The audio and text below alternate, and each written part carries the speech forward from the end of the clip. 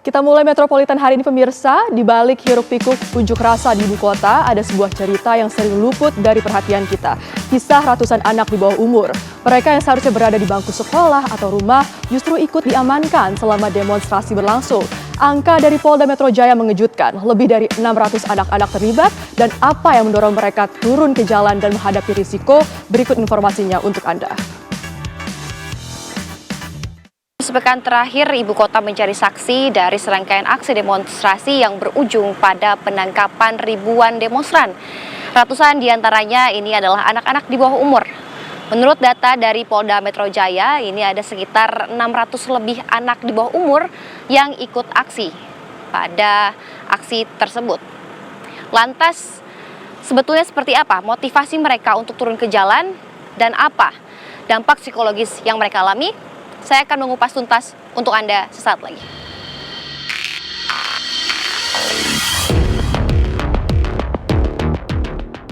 Unjuk rasa yang terjadi di Jakarta sepekan terakhir menarik perhatian publik, terutama dengan keterlibatan anak-anak. Polda Metro Jaya merilis data dari 1.240 orang yang ditangkap, 629 orang diantaranya merupakan anak-anak. Berdasarkan hasil pemeriksaan petugas kepolisian, ratusan anak sekolah ini terhasut mengikuti aksi karena ikut-ikutan. Ada yang ikut-ikutan dari temennya. Ya, kemudian sebagian ada yang melihat langsung ajakan dari beberapa akun medsos dari berbagai kanal. Ya, setidaknya ada 3 kanal tuh yang mengajak agar anak-anak, pelajar dan juga anak untuk ikut kegiatan merusuh. Ya, merusuh. Itu ajakannya ditemukan seperti itu, ya. Melakukan aksi-aksi kerusuhan. Ketika dilakukan konseling, stakeholder dihadirkan, orang tuanya diundang untuk setelah dilakukan pendalaman, orang tuanya dipanggil untuk datang, semuanya pada kaget. Kenapa anak-anaknya bisa sampai mengikuti kegiatan-kegiatan yang tidak perlu, ya. Dan ditemukan anak itu ada juga yang membawa anak panah, ya. Ada yang bawa botol, ditanya untuk apa botolnya? Untuk melempari petugas. Kombes Pol Ade Arisyam Indradi menjelaskan bahwa Polda Metro Jaya memiliki prosedur penanganan khusus bagi pelajar dan anak di bawah umur, mengingat mereka memiliki hak perlindungan khusus. Dari awal upaya pengamanan di lapangan itu dilakukan handling, pendataan, kemudian ditanya usianya berapa, identitasnya, kemudian langsung dipisahkan antara dewasa dengan anak. Kemudian dibawa semuanya ke Polda untuk didatakan kembali dengan pemisahan menjadi 2 klaster, dewasa dan anak. Kemudian semua yang diamankan itu dilakukan tes urin, kemudian terhadap pelajar dan anak. Setelah didata, kami melakukan komunikasi dengan pihak sekolah dan orang tuanya.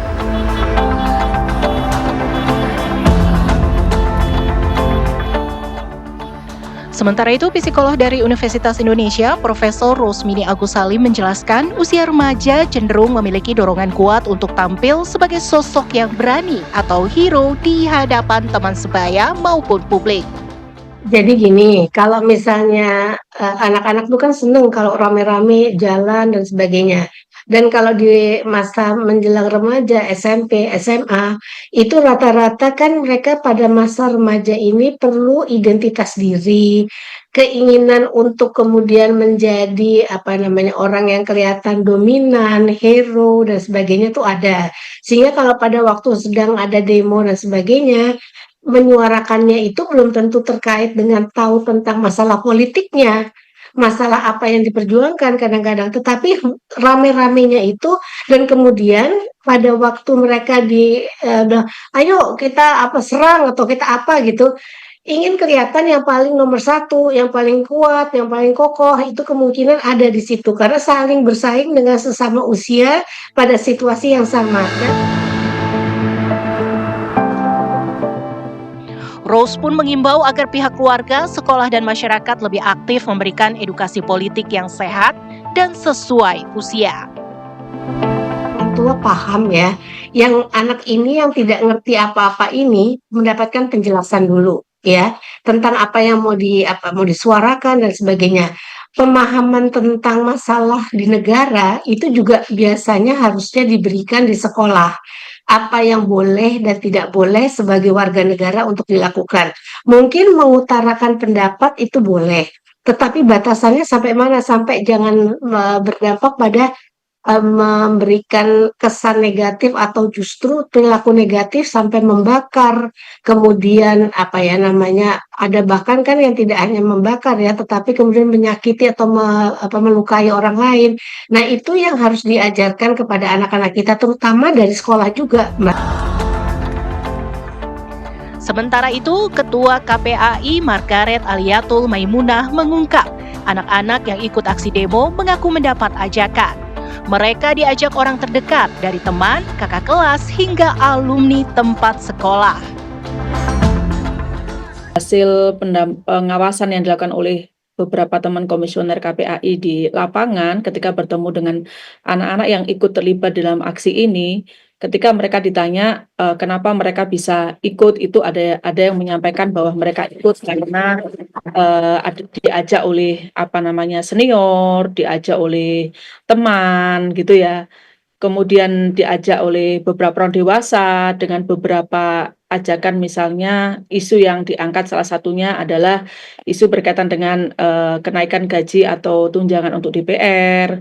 Kemudian juga ada yang ditemukan terkait karena ada mungkin disulut emosinya terkait adanya statement bahwa guru adalah beban negara, itu juga salah satunya yang kemudian disulut.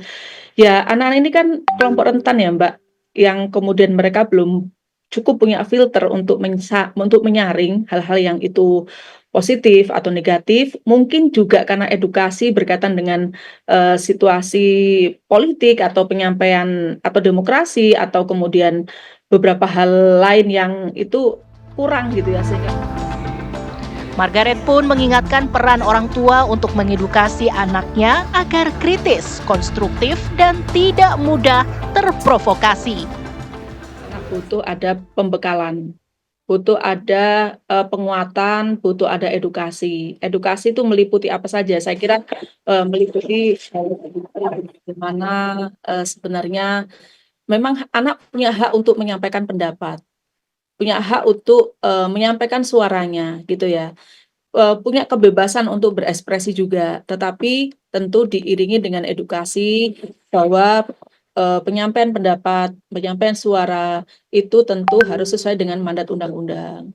Tidak boleh melanggar dari mandat atau konstitusi yang ada, kan begitu. Itu tentu butuh untuk diberikan informasi dan penguatan kepada anak-anak, termasuk juga